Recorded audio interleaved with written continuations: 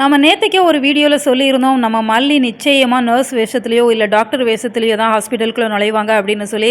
அதே போல் தான் மல்லி இப்போ டாக்டர் வேஷத்தில் உள்ளே போகிறாங்க. பார்க்குறதுக்கே அவ்வளோ சூப்பராக இருக்குது. மல்லி எந்த கெட்டப்பில் வந்தாலுமே அவ்வளோ க்யூட்டாக இருக்கிறாங்க. இந்த டாக்டர் வேஷத்தில் அவ்வளோ அழகாக இருக்கிறாங்க. இப்போ ஹாஸ்பிட்டலுக்குள்ளே வரவுமே அவங்கள யாருக்குமே அடையாளம் தெரியலை. ஏன்னா அவங்க டாக்டர் வேஷத்தில் இருக்கிறாங்க. முகத்தில் மாஸ்க்கும் போட்டிருக்கிறாங்க. அப்படிங்கிறதெல்லாம் ஒவ்வொரு ரூமாக செக் பண்ணி பார்க்குறப்ப ஒரு வழியாக நம்ம வெண்பாவை பார்த்துடுறாங்க. இதைத்தானே நாங்களுமே எதிர்பார்த்தோம் அப்படின்னு சொல்லி அவ்வளோ சந்தோஷமாக இருக்குது. பரவாயில்ல, ஒரு மாத காலத்துக்கு அப்புறம் நம்ம மல்லி வெண்பா 2 பேருமே இணைகிறாங்க. இதை பார்க்குறதுக்கு கோடி கண்கள் போதாது அப்படின்னு தான் சொல்லணும். அந்த அளவுக்கு மனசுக்கு சந்தோஷமாக இருக்குது.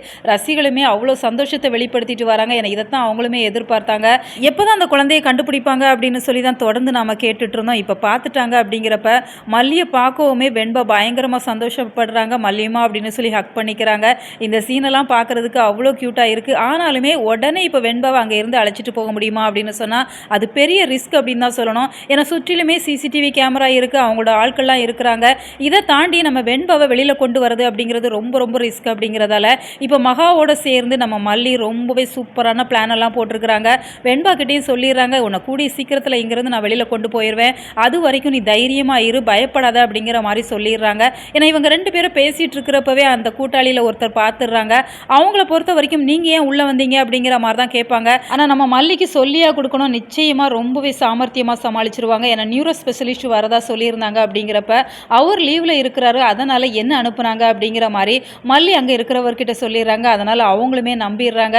ஸோ வேறு லெவலில் சூப்பராக இருக்குது. இந்த சூழ்நிலையில் மல்லி அடுத்ததாக என்ன பண்ண போகிறாங்க? ஏன்னா இப்போ ஹாஸ்பிட்டல் உள்ள மல்லி இருக்கிறாங்க, மகா வெளியில் இருக்கிறாங்க. அப்படிங்கிறப்ப வெளியில் அந்த சூழ்நிலைகளை பற்றி அவங்க கால் பண்ணி சொல்லியிருக்கிறாங்க. மல்லியுமே உள்ளே இருக்கிற சூழ்நிலைகளை 2 பேருமே டீல் பண்ணிக்கிறாங்க.